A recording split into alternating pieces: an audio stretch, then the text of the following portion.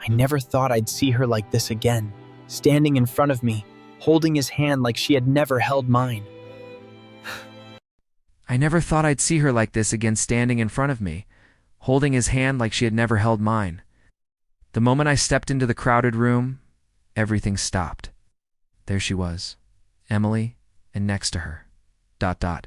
Matthew. The man she had replaced me with? It felt like a punch to the gut. My heart slammed against my ribs, but I couldn't move. I stood there, frozen, staring at them, the laughter in the background suddenly muffled. It was like the walls around me were closing in. "David, this is Matthew," Emily said, her voice too calm, too casual, like nothing had ever happened between us. I swallowed hard, the lump in my throat growing with every word she spoke. My voice cracked, and I cursed myself for sounding so weak. You ... moved on so quickly. I barely recognized the words as they left my mouth. I had expected a little time, a little space to breathe. But there she was with him, standing in front of me like I didn't exist. I thought back to the last time we were together, the nights we spent laughing, the promises we made about the future. I thought she was the one, that we had something real. But now, everything I thought I knew about us seemed like a lie. "You didn't think I'd wait forever, did you?" she asked, as if it was the most obvious thing in the world. My stomach twisted. I wanted to shout, to make her feel the pain she had caused me, but instead, all I could do was stare. She moved on, while I was still stuck, still reeling from the broken pieces of a life I thought we were building together. Matthew just stood there, his hand on Emily's shoulder, looking at me like he was already measuring me up. I felt small, insignificant, like I didn't belong in this world anymore. The weight of her betrayal pressed down on me, and suddenly I felt like a fool. "Are you happy?" I managed to ask. The question seemed pathetic the moment it left my lips, but I needed to know. Emily's smile was too perfect, too rehearsed. "I am, David. I really am." And that was it. That was the moment I realized die was nothing to her anymore. Just another memory she could throw away without a second thought. She had moved on, just like that, and I was left standing there, unsure of who I was without her. I lay in bed, staring at the ceiling, my mind racing through 1,000 different thoughts. What went wrong? What had I missed? The questions kept swirling around in my head, but none of them made sense. Every time I tried to pin down an answer, it felt like I was chasing shadows. Emily had been my world, my everything. We were supposed to be forever, weren't we? Yet here I was, lying in a bed that no longer felt like home, haunted by the thought that I wasn't enough. I couldn't stop thinking about how easily she had moved on, how quickly she had found someone else. Matthew, the thought of him made my stomach churn. The man who had taken my place in her life, just like that, is.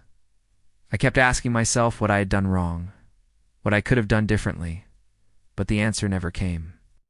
Maybe I had been too trusting. Maybe I had loved too deeply, and in the end, that made me weak. It was late past midnight, but I couldn't sleep. I hadn't slept properly since that day. I tossed and turned, the weight of the betrayal pressing down on me like a heavy blanket. The room felt suffocating. The walls were closing in, and I couldn't escape. I reached over to the nightstand, grabbed my phone, and scrolled through the pictures of Emily and me. All those memories now tainted by the knowledge that she didn't care about me anymore. Suddenly, I heard a soft knock on the door. It was Sam, my wife. "David." Her voice was gentle, concerned. I didn't answer. Couldn't. I didn't have the energy to explain how I was feeling or to admit how much I was hurting. "David, please, ... double quotes," she said, stepping into the room. She sat beside me on the bed and gently placed her hand on my shoulder. "I know you're hurting, but you can't do this to yourself." I didn't look at her. "What's the point?" I muttered. "What's the point in any of this? Emily's gone, and I'm just ... here, stuck in this mess." She sighed and shifted closer, her voice steady but soft. "You're not stuck, David. You're just lost right now. And I'm here. I'm always here." I finally turned to face her, but she was everything to me, Sam, and now she's gone, and it feels like I'm nothing. Sam's eyes softened. She knew how much Emily had meant to me. She had been there from the start, watching me grow and change, and she'd been the one to pick up the pieces when I fell apart. She didn't deserve this, but still, she stayed. "You're not nothing, David," Sam whispered, her hand brushing against my cheek. "You're my husband. You're Luke's father. You have a family who loves you, and I know right now it doesn't feel like enough, but it is." I could feel the tears building up, but I forced them back. I wasn't going to break in front of her. "I don't know if I can keep going like this, Sam. Everything feels broken, like I'm walking through life with a hole in my chest. Every memory of Emily just ... it just hurts." "Why?" Sam pulled me into her arms, holding me close as I finally let the weight of it all sink in. "You're not alone in this, David," she said, her voice firm but loving. "We'll get through it together. You and me. I'm not going anywhere." Her words hit me like a wave of warmth. I didn't deserve her, not after everything, but here she was, holding me together when I couldn't hold myself up. I took a deep breath, the weight in my chest easing slightly. "I don't deserve you, Sam." "Yes, you do," she replied softly. "We all make mistakes.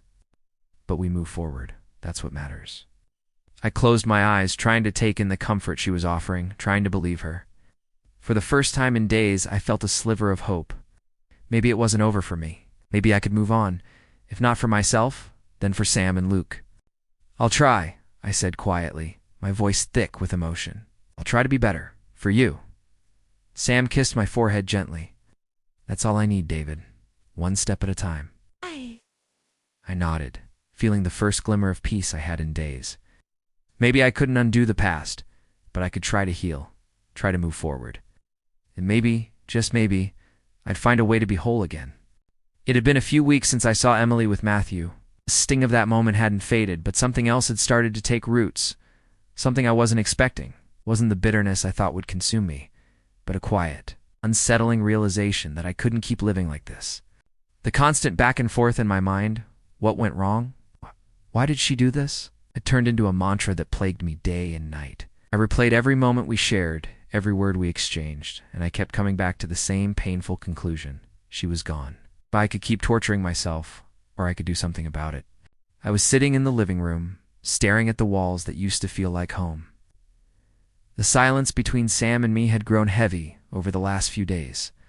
She could sense the distance, and I could feel it too. The anger, the sadness, the confusion, it was all taking a toll on us. I could feel myself slipping away from her, and that terrified me more than anything. "David," Sam's voice broke through the haze of my thoughts. She was standing in the doorway, holding a cup of coffee. Her eyes were soft but filled with concern. "Talk to me." I didn't want to talk. Not about Emily, not about my pain, not about anything. But I knew Sam needed me to. "I don't know how to fix this, Sam. I don't know how to let go." She walked over and sat beside me. "You don't have to let go all at once. But you can start by not letting this." She gestured toward the empty space between us. "Destroy everything else." I looked at her, feeling that familiar knot in my chest. I don't even recognize myself anymore. I'm not the man I was when we got together. "You're still the same, David. You're just lost right now." Her voice was steady, gentle, but you can find your way back. You have a family, a future. You can still rebuild. Words hit me harder than I expected. A future, a family. Sam, I ran my hand through my hair, frustration building. "But it's not fair, Sam." I cut myself off, realizing how pointless it was to keep saying her name. I just ... I feel like I've lost everything. "You haven't lost everything," Sam said, her hand resting on mine. "You still have me. You still have Luke. But you have to choose, David. You have to decide whether you want to keep fighting for us or stay stuck in the past." I stared at her hand on mine, feeling the warmth radiating from her. She was right. This wasn't just about Emily, it was about me, about what I wanted for my life going forward. And right then, I realized that I couldn't keep letting Emily and Matthew control my thoughts, my actions. "What do I do now?" I asked quietly, my voice almost a whisper. "Start with today. Let go of the pain, even just for a little while. Focus on us. Focus on what's here." She smiled faintly. "You're not alone in this, David." I nodded, the weight in my chest lifting just slightly. I wasn't alone. And as much as I wanted to wallow in my anger, in my confusion, Sam was right. I had to move forward. I had to make a choice. "Okay," I said, the decision beginning to form in my mind. "I'll do it. I'll focus on us. I'll focus on the future." Sam squeezed my hand. "One step at a time. We'll get through this together." For the first time in a long while, I felt like I had a direction.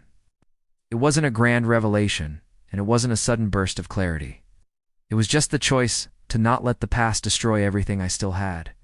Emily and Matthew could have their world, but I was going to take control of mine. And that started with rebuilding my family, with Sam and Luke. It wouldn't be easy, but I wasn't going to let myself drown in the hurt anymore. As Sam leaned her head on my shoulder, I finally realized that revenge wasn't the answer, at least not yet. What mattered now was the life I was still building. It's the one that had slipped through my fingers when I wasn't paying attention. But I was paying attention now. I wasn't going to let it slip away again. It's strange the way life can feel like it's falling apart 1 minute and then start to come together again, piece by piece, the next. I hadn't realized how much I'd been neglecting Sam and Luke until I started focusing on them again.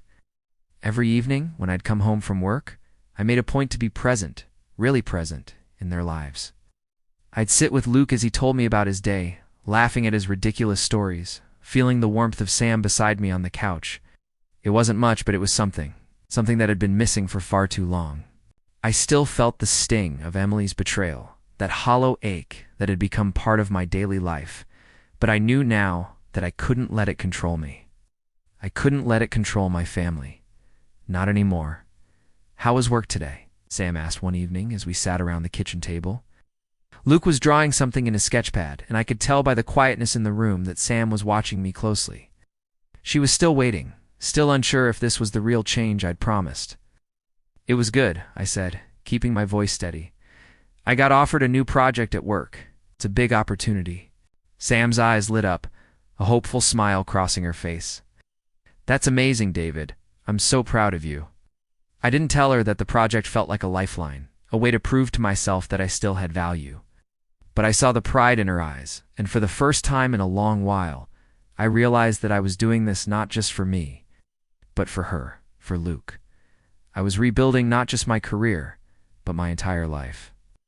But even in moments like these, when things felt like they were finally moving in the right direction, there were moments that pulled me back. It happened a few days later, when I saw Emily's name flash across my phone screen. My heart skipped a beat, and I immediately thought about ignoring it. But something made me pick up the phone, a part of me still holding on to the hope of closure. "David?" Emily's voice sounded the same as it always had, soft, soothing, but there was an edge to it now, something that made my stomach churn. "What do you want?" I couldn't stop the bitterness from seeping into my voice. "I need to talk to you," she said, her tone almost pleading. "It's about ... Matthew." I closed my eyes, exhaling sharply. "I don't want to hear about him, Emily. I don't care. David, please, just hear me out." I paused, then sighed. "Fine, what's going on?" There was a long pause on the other end, and when she spoke again, her voice was softer. I just wanted to tell you that I never meant for things to end the way they did. I never wanted to hurt you." Her words hit me in a way I wasn't expecting.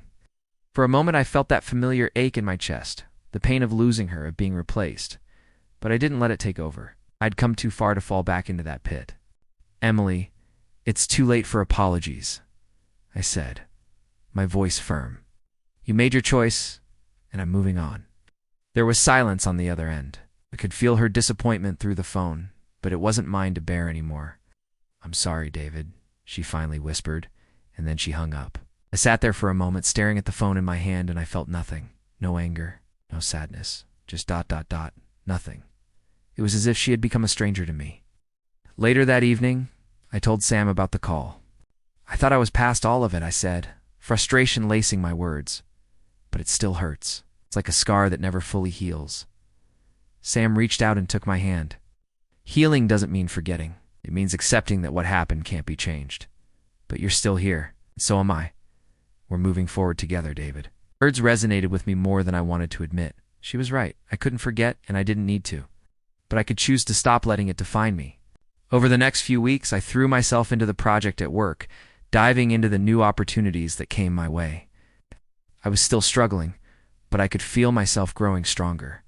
Each day was a little better than the last, and I was beginning to see glimpses of the man I wanted to be. I found myself sitting at the kitchen table with Sam and Luke. The three of us laughing over dinner when I realized something. I wasn't just rebuilding my career or my life, I was rebuilding my soul. I was putting the pieces back together, one step at a time, and I wasn't doing it alone. It wasn't perfect. I was still haunted by memories of Emily and the life we almost had, but I knew I was making the right choice by focusing on what mattered. Sam's hand brushed mine across the table, her touch steady and warm. I looked up at her, and for the first time in a long while, I didn't feel broken. I felt ... whole.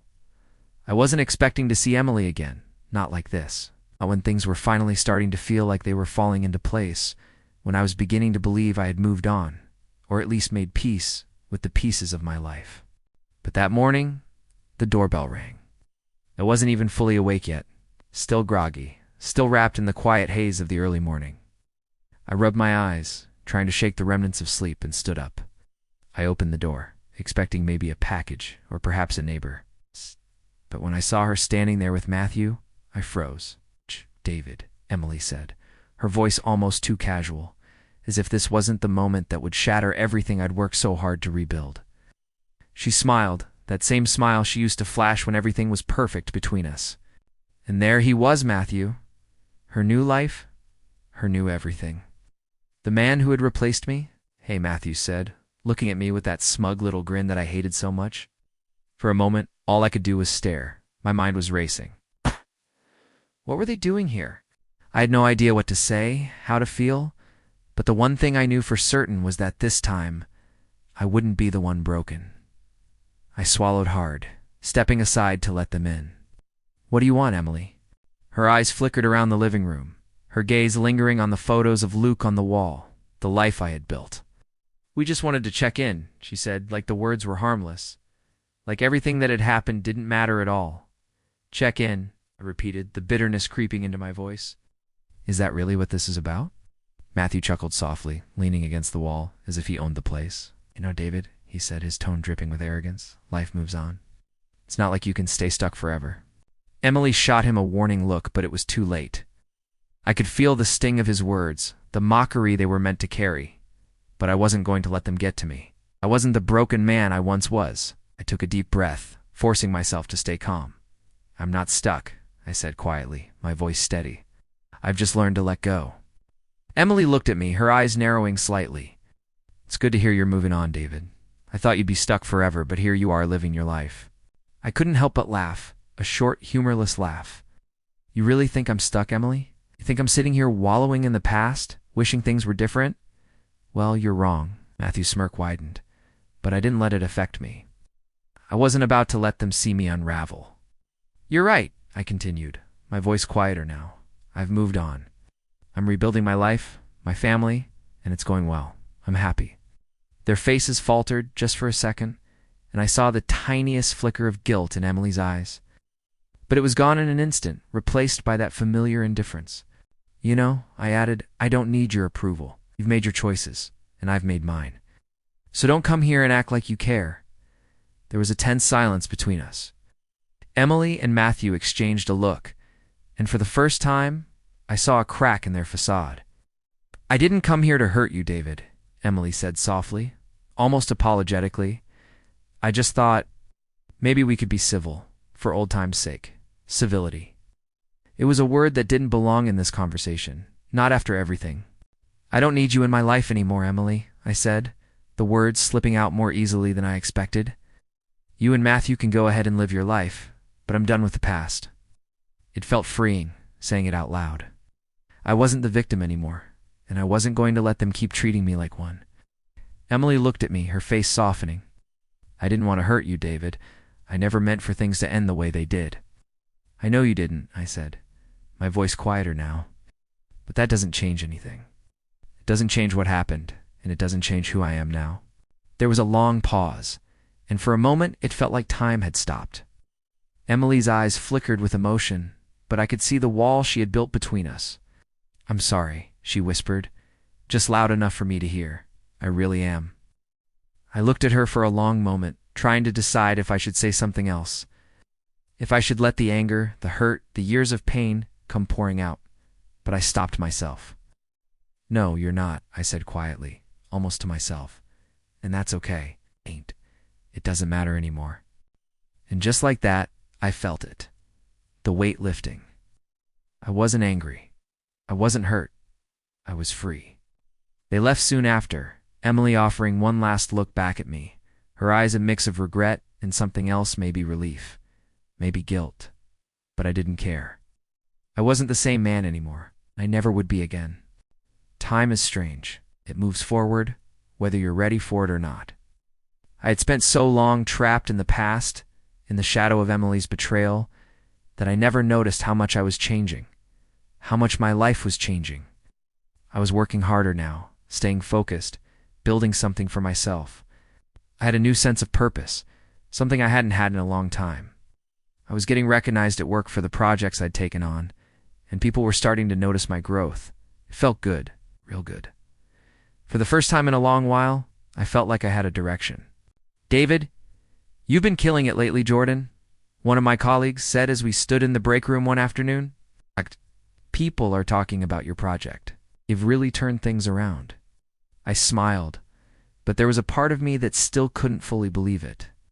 My life, my career writ, was all going in the right direction, and I was grateful for it. But every success, every little victory felt a little bittersweet. It's not because of me, but because of her, because of Emily. It was as if everything I accomplished had to be a reminder that she was no longer part of it. But that wasn't the problem anymore. The real issue was that I was starting to see how much her choices had cost her. One evening, after another long day at work, I came home to Sam and Luke. Sam was busy in the kitchen, making dinner, and Luke was playing with his toys on the floor.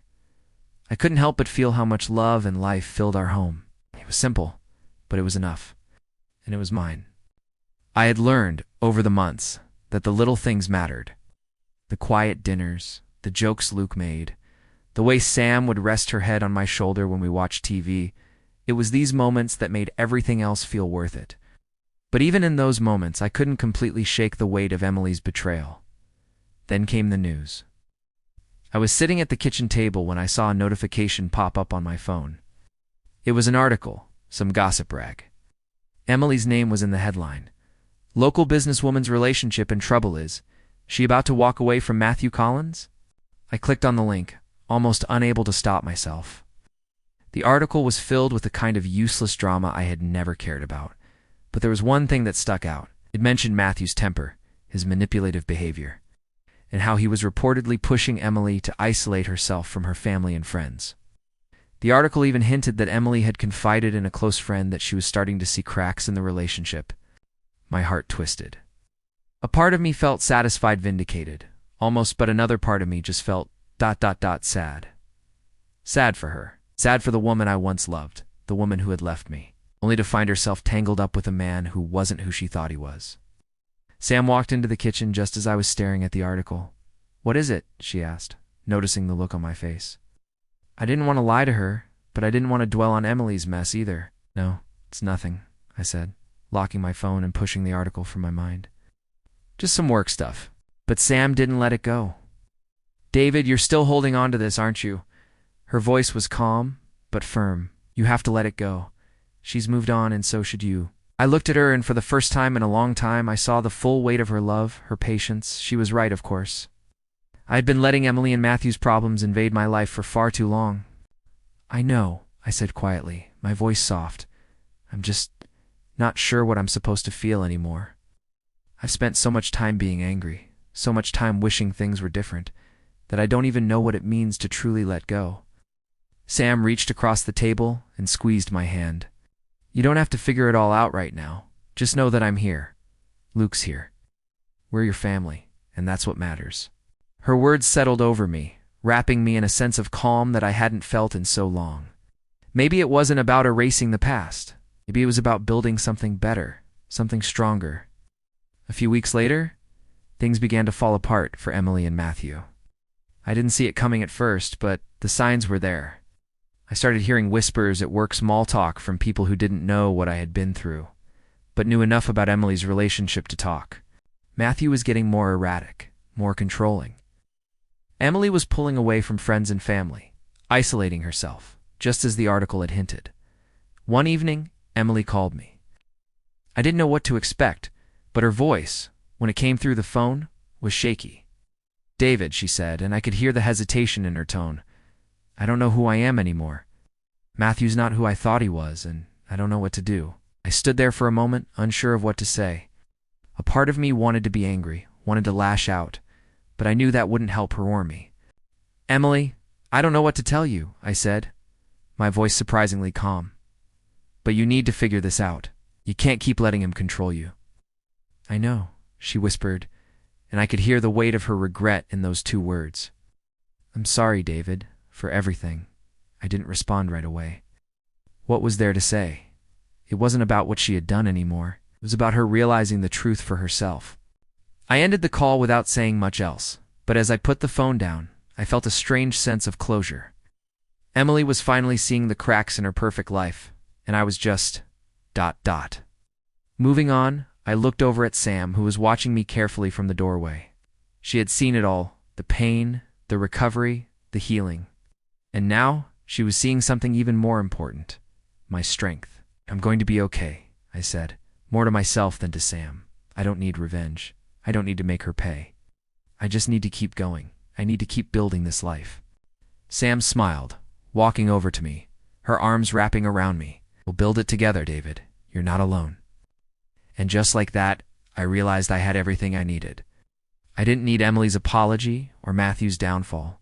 I had already moved on. It had been months since I last heard from Emily. Life was moving forward, steady and calm. At work, I had earned respect.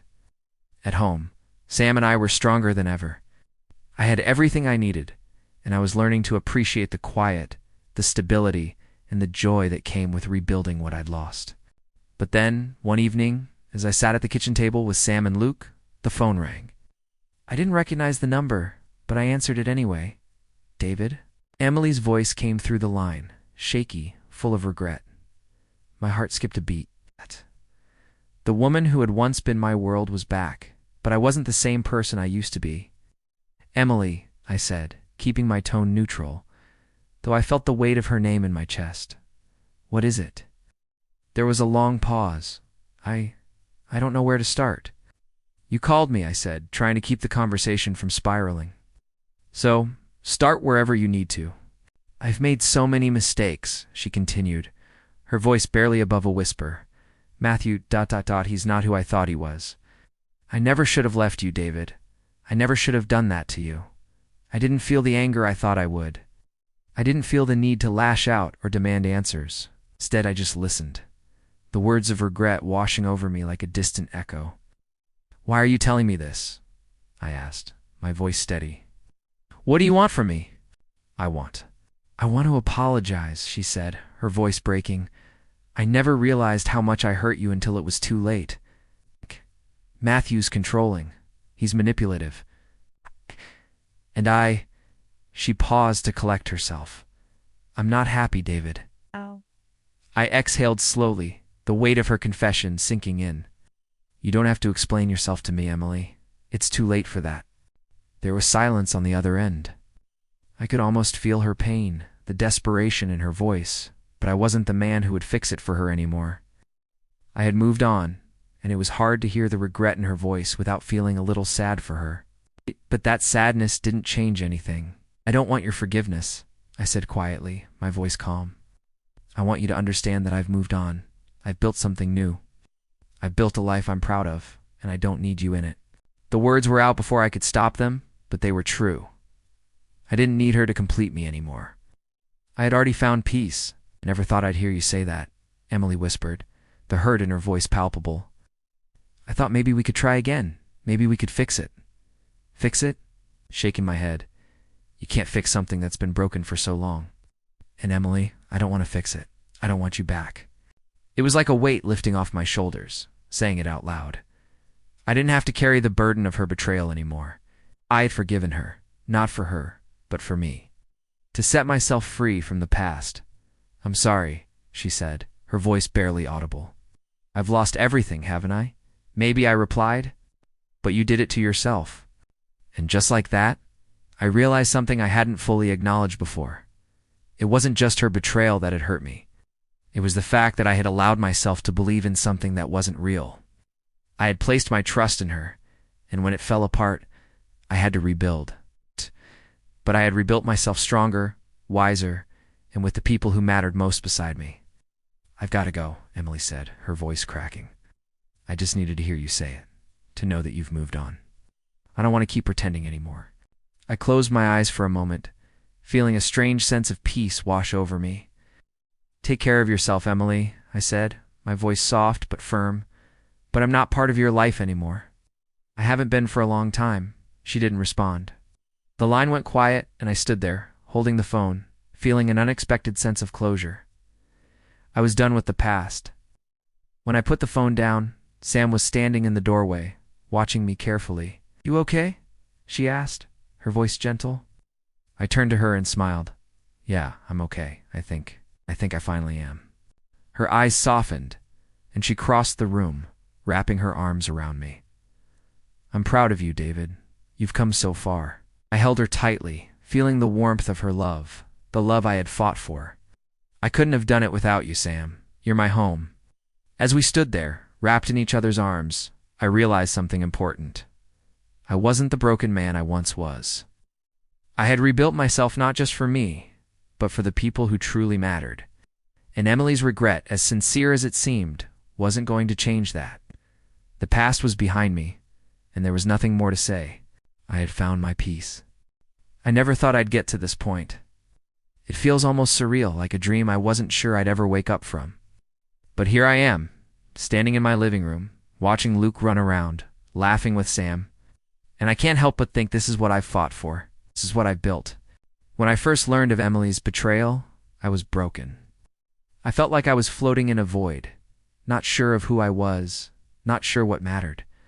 I used to think I couldn't move on, couldn't heal. But now, looking at my life, I realize how far I've come. "You okay?" Sam asked, looking up at me from the couch. She had that soft smile on her face, the one that always made me feel like I was home. I nodded, sitting down beside her. "Yeah, just thinking about everything." Sam squeezed my hand. "I know we've been through a lot, but you've changed, David. I've watched you grow, and I couldn't be prouder of you." The words felt heavy, and in a way they made me feel like I was truly seeing myself for the first time in a long time. "I'm not the man I was, Sam," I said, my voice quiet but steady. "And I don't think I ever want to go back to him." Sam smiled and leaned in to kiss me on the cheek. "Good, because this man, he's the one I'm in love with." I laughed, my heart swelling with something I hadn't felt in years' peace. "I'm lucky to have you." Luke ran into the room. His little face lit up with excitement. "Dad, Mom, look. I made a picture of us." He held up his drawing, proudly showing us the stick figure family. Sam and I both laughed, and I felt the weight of the world lift just a little bit more. "You're a great artist, buddy," I said, taking the drawing from him. "We're going to hang this up in the living room." I looked at the picture, and for the first time in what felt like forever, I didn't think about Emily. I didn't think about the pain or the heartbreak. I thought about my family, the people who mattered most. As I sat there, my son in my arms, I couldn't help but reflect on how far I'd come. I had rebuilt my life, piece by piece, from the ground up. At first, it was all about surviving, just getting through the day without falling apart. But now, it was different. Now, it was about thriving. I had learned that the world doesn't stop when your heart breaks. Time keeps moving, whether you want it to or not. And at some point, you have to decide whether you're going to get up, brush yourself off, and keep going, or whether you'll stay down, stuck in the past. I wasn't the same man who had stared at the phone for hours after Emily's betrayal, wishing she would come back, wishing things had gone differently. I wasn't the same man who had let her dictate the course of my life. No, I was stronger now, more sure of who I was and what I wanted. "David." Sam's voice brought me back to the present. She was looking at me with those familiar eyes, the ones that had seen all the broken pieces of me and still chose to stay. "Yeah," I replied, turning to her. "I just want you to know that I'm proud of you, and I'm so glad we're doing this together." She kissed me, and I felt the depth of her words. I smiled. "Me too, Sam. I wouldn't want to do it with anyone else." Emily was no longer part of my world. And honestly, she didn't need to be. The woman I had once loved, the woman who had broken my heart, was a memory now. A chapter in my life that I had closed. And now, as I looked at Sam and Luke, I realized that everything I had ever wanted was right in front of me. I didn't need the past. I didn't need Emily's apology or Matthew's downfall. I had found peace in my own growth, in the family I had built, and in the life I was creating every day. For the first time, I felt whole, felt free. "Thank you," I whispered, more to myself than to anyone else. "Thank you for showing me what really matters." Sam looked at me, her eyes full of warmth. "You've always known what matters, David. You've just had to remember." I held her hand and we sat there together, surrounded by the life we had built. And in that moment, I knew that nothing, no betrayal, no heartbreak, no past could ever take this away from me. I had finally found the peace I'd been searching for. And that was enough.